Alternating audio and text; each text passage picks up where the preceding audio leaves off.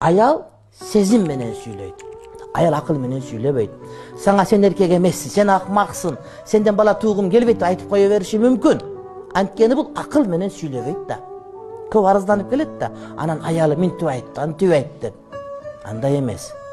Sen aytkan sözün al kapı olsa jaraşat. Bирок ага sen kapı болгон жарашпай турматты бир тууганым. Эгер ушуну туура түшүнө турган болсок, анда ажырашуу деген болбойт бизде. Аялга эркиндик бериш керек. Каалаганын сүйлөй берсин. Сен укпай эле кой. Ырдап атат деп түшүн.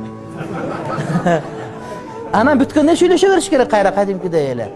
Сактабаш керек эске. Бая минтип айткан, тигинтип айткан. Ал айтат. Эгерде аялың сендей болуп калса, анда өкүнүктүү эркек болуп калат эле, анда гомосексуалист болуп калат болчу. Андай болбойт. Ал аял киши, аял назик сүйлөйт, ошону туура кабыл алыш керек, кечиргенди билиш керек, анан үйлөнгөнгө даяр болосуң.